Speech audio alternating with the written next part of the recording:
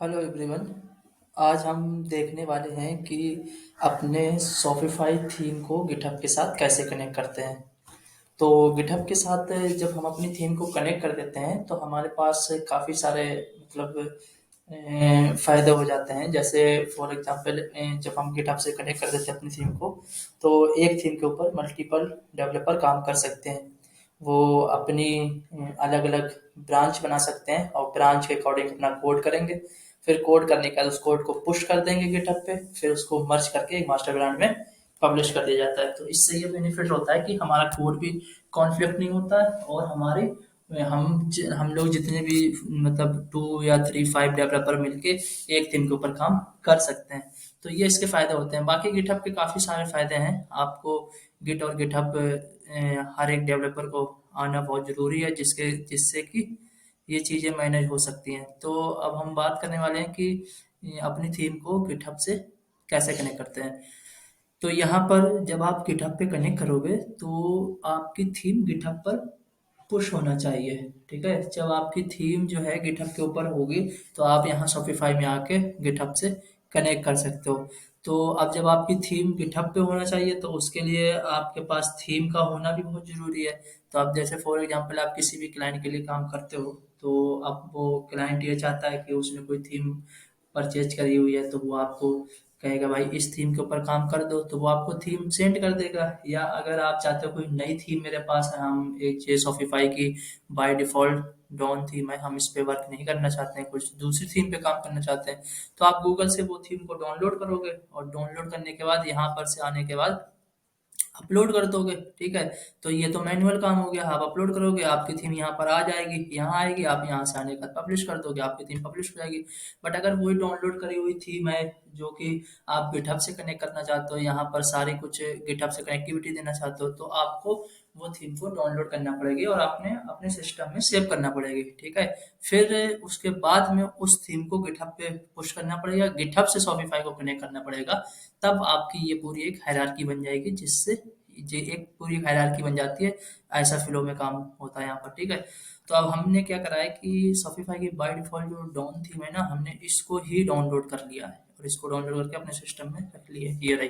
ठीक है, अब इस वाली थीम को हम सबसे पहले क्या करते हैं, अब हम देखो इसके अंदर अगर जाते हैं तो ये देखो सारी फाइलें बनी हुई हैं, टेम्पलेट स्निपेट सेक्शन जो भी शॉपिफाई के अंदर होता है वो सारी बनी हुई है। अब हम यहाँ पर से आके इसको बीएस कोड में ओपन कर लेते हैं। ये रहा बीएस कोड। ठीक है, बीएस कोड से हम लोग कोडिंग करते हैं, हमें लोगों को ये पता रहता है सारी चीजें। अब ये हमारी है बीएस कोड। बीएस कोड से हम न्यू टर्मिनल ओपन करते हैं। अब यहाँ पर से आके हम गिट स्टेटस चेक करते हैं, क्योंकि सबसे पहले हमें इसे गिट इनिट करना पड़ेगा। बट हम एक बार गिट स्टेटस स्टेटस चेक कर लेते हैं। तो गिट स्टेटस, सॉरी गलती हो गई, स्टार्टर लिख दिया, गिट स्टेटस। तो अभी देखो कोई भी फाइल जो है ना इनिट नहीं है, सारी फाइलें दिखा रहा है। अब हमें सबसे पहले इसमें गेट इनिट, ठीक है, सारी फाइलों को इनिट करेगा ये। A to Z initialize empty git repository in T Shopify down sim dot git. ठीक है, एक minute, git commit git commit git commit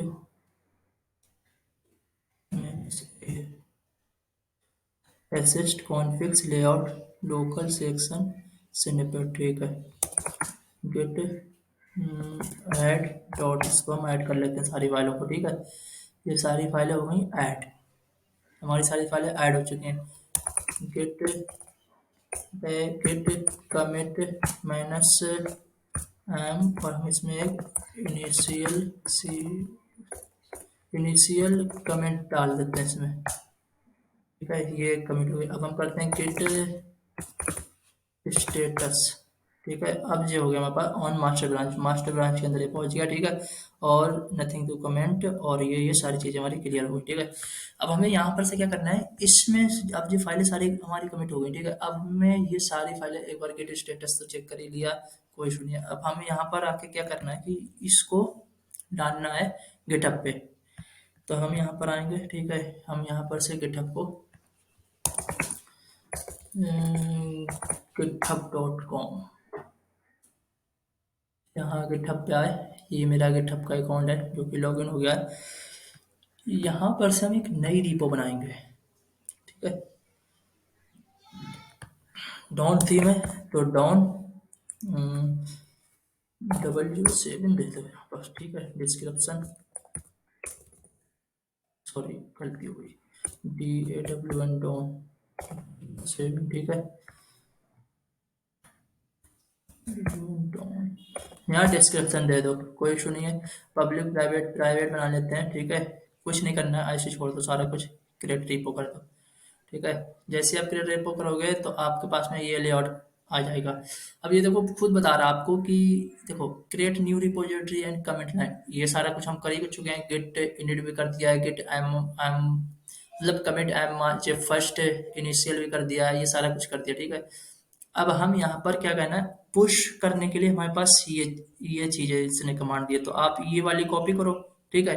जैसे आप ये वाली कॉपी करोगे तो आपको इसके अंदर चला जाएगा। अब जैसे कि यहाँ पर हम एक चीज़ और चेक चेक कर लेते हैं, जैसे कि हम ये देखते हैं कि किट रिमोट मैनस बी, तो अभी यहाँ पर इसने वर्क नहीं करा, तो ऐसा क्या हुआ, एक मिनट हम चेक करते हैं। किट माइनस बी, इसने रिपोजिटरी नहीं थी, एक मिनट अगर हम यहाँ से चेक करते हैं, चलिए इसको डालते हैं, ठीक है। ऑन मास्टर ब्रांच ये रहा, ठीक है। अब हम गिट एम के बी, हमारी है ब्रांच है, के बी के अंदर डाल दिया, और इसके बाद हमारा गिट पुश ओरिजिनल के बी, ठीक है। जैसे हमने ये करा, ये सारी की सारी फाइलें हमारी गिटहब पर जाने लगी, ठीक है। अब ये ओरिजिनल के बी के अंदर हमारी सारी फाइलें चली गई, गिट स्टेटस, ठीक है। ये सारी फाइलें यहाँ पर हमारी चली गई हैं। अब सीन क्या है ना, अब हम यहाँ पर आके देखेंगे, कहाँ आके देखेंगे, ये है, ठीक है। ये देखिए हमारी सारी की सारी फाइलें यहाँ पर गिटहब पर आ गई हैं। तो सीन ये हुआ कि हमने सारी फाइलों को हालांकि ये जो है गिट और गिटहब के बारे में थोड़ा सा पढ़ लो तो थोड़ा सा ठीक रहेगा। अभी क्या है ना सीन, तो यहाँ पर से हमने जो है सारी फाइलों को इनिट किया, इनिट करने के बाद गिटहब पे सारी फाइलें डाल दी, ये रहा गिटहब पे। अब हम यहाँ से आने के बाद में एक बार इसको रिफ्रेश कर लेते हैं। अब हम कनेक्ट कर देंगे ये वाली फाइलें, इससे कनेक्ट कर देंगे गिटहब से।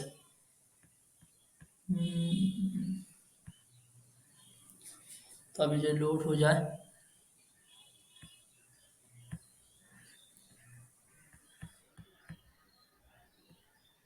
ऐसा क्या हो गया इसमें, ठीक है। चलिए यहाँ क्लिक करा, अब हम यहाँ पर आएंगे, ठीक है। वो थीम हमने गिटहब पे डाल दी, अब जो लिखा है कनेक्ट विद गिटहब, अब हम कनेक्ट विद गिटहब करेंगे क्योंकि गिटहब पे हमने थीम को पुश कर दिया। अब यहाँ पर से हम क्लिक करेंगे तो आप मेरा ये अकाउंट हमने ऑलरेडी यहाँ पर सिलेक्ट कर रखे हैं तो आ रहा है, बट आपके पास जो अकाउंट होगा यहाँ पर ऐड करके ऐड कर देना। उसके बाद रिपोजिटरी आपने कौन सी रिपो बनाई है उसके अंदर आपको डालना है, ठीक है। तो हमारी ये ऑलरेडी इतनी सारी रिपो पड़ी हैं। अब देखो हमने ये बनाई है, नहीं शॉपिफाई डब्ल्यू, नहीं नहीं हमने बनाई है, एक मिनट, हमने बनाई है, हाँ डॉन डॉन 007 ये बनाई हमने, ठीक है। इसके ऊपर क्लिक करा, हैं, हमारी क्या थी केबी, हमने बताया था कि हमारी जो है ब्रांच क्या है ना केबी है, ये देखिए ब्रांच केबी के अंदर हमने रखा है इसको, ठीक है। तो हमने इसको कनेक्ट कर दिया, तो अब क्या होगा ना, ये हमारी ब्रांच से यहाँ पर कनेक्ट हो जाएगी चीजें, ये देखिए ये हो गई हमारी कनेक्ट, ठीक है। तो ये होता है एक तरीके से पूरा तरीका कि भाई आप अपनी थीम को कैसे कनेक्ट कर सकते हो।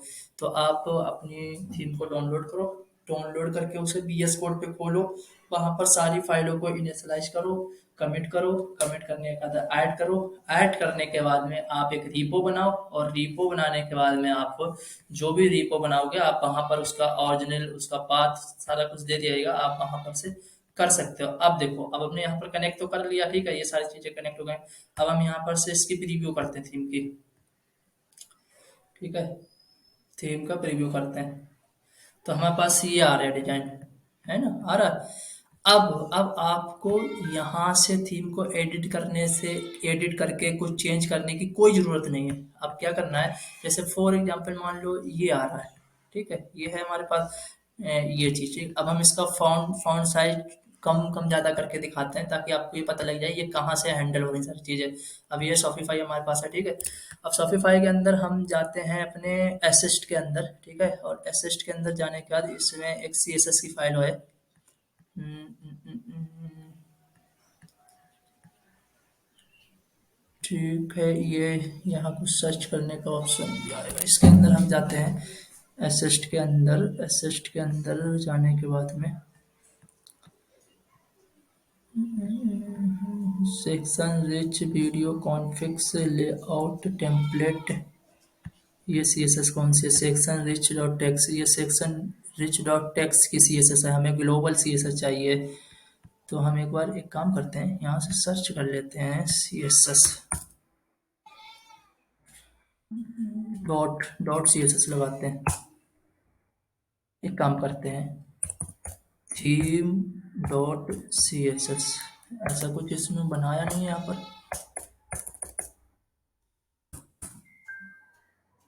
CSS की file dot dot CSS, dot CSS भी नहीं मिल रही यार, एक मिनट, एक मिनट। टेम्पलेट कलेक्शन CSS हो गई, टेम्पलेट हो गई, थीम एडिटर हो गई, वीडियो सेक्शन CSS हो गई, और उसके बाद सेक्शन मेन CSS हो गई। इसकी सबकी CSS अलग अलग डाल रखे हैं ये। सेक्शन ब्लॉग पोस्ट CSS हो गई,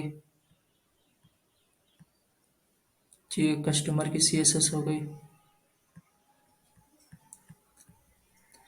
कस्टमर की CSS हो गई, ये बेस CSS हो गई। बेस CSS के अंदर ही, हाँ आई थिंक बेस CSS इन लोगों ने थीम डॉट CSS का नाम चेंज करके बेस डॉट CSS लिख दिया। कोई इशू नहीं है, एक बार हम इसमें चेक करते हैं, तो देखते हैं ये यहाँ से इसी, अगर ये ग्लोबल CSS है तो ये यहीं पर वर्क कर जाएगी। तो यह ये हमारी थीम रही है, ठीक है। हमने यहाँ पर से आने के बाद में यहाँ क्लिक करा, ठीक है। यहाँ पर से जो स्पेन H2 के अंदर जो स्पेन रखा हुआ है उसका हमें कलर चेंज कर देना है।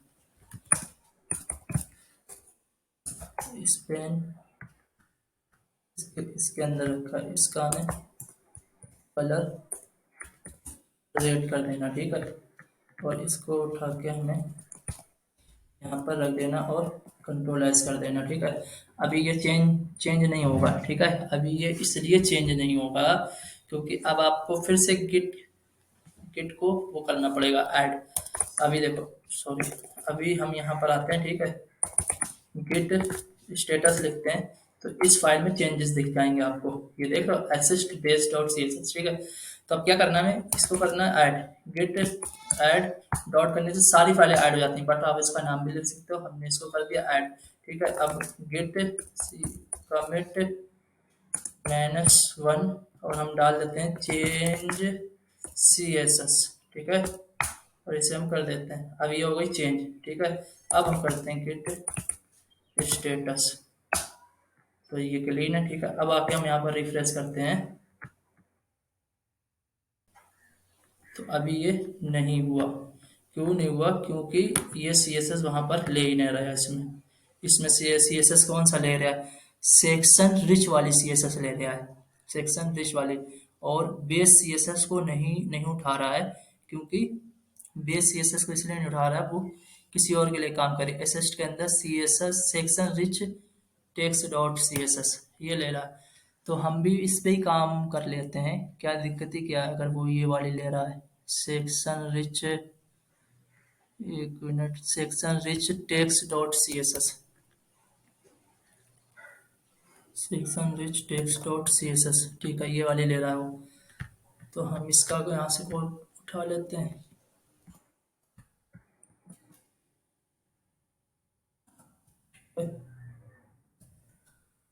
और यहाँ पर से आके सेव करते हैं। ठीक है, और यहाँ से या यहाँ से भी कर सकते हैं, कोई इशू नहीं है।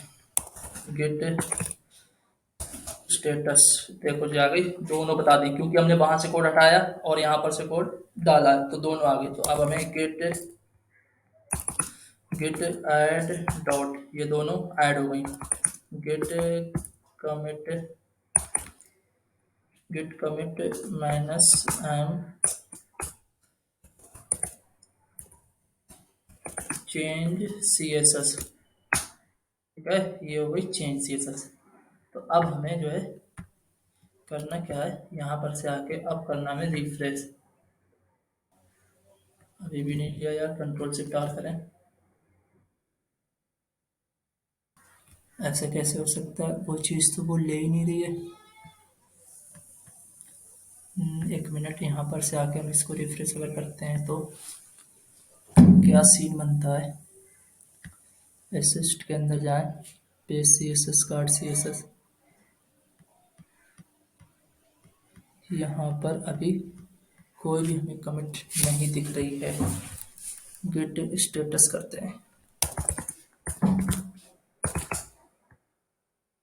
योर ब्रांच इज एड और ओरिजिनल के B by two commit git push.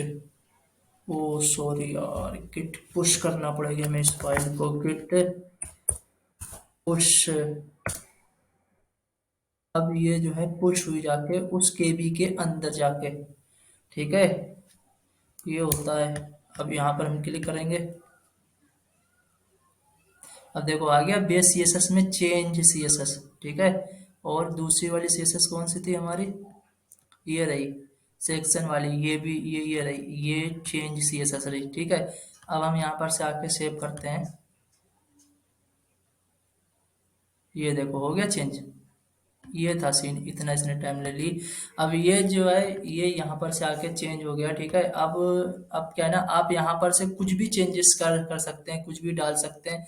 तो ये गिटहब से चीज़ों को जब हम कनेक्ट कर देते हैं, तो कनेक्ट करने के बाद में फिर हम यहाँ पर से चीज़ों को मैनेज कर देते हैं। अब सेक्शन के अंदर आपको अगर कुछ कुछ करना है तो आप सेक्शन यहाँ से उठा लो। इन सब के बारे में हम बात करेंगे, सारी चीज़ें सीखेंगे। टेम्पलेट के अंदर आपको कोई भी कोड करना है, हार्ड कोड करना है, कुछ भी करना है तो आप यहाँ पर से कलेक्शन के अंदर कोड कर सकते हो। फिर आप यहाँ पर से सेव कर सकते हो। मतलब एक तरीके से आप VS कोड के अंदर अपनी शॉपिफाई थीम को मैनेज कर सकते हो, देख सकते हो, सारी चीज़ों को ए, कर सकते हो, यहाँ पर से हो जाएगा। तो ये था आज का वीडियो। आशा करते हैं कि आपको सारा कुछ समझ में आया होगा, कैसे गिटहब से कनेक्ट करते हैं, कैसे चीज़ों को देखते हैं। अब नेक्स्ट वीडियो में मिलते हैं। Okay, bye bye, take care.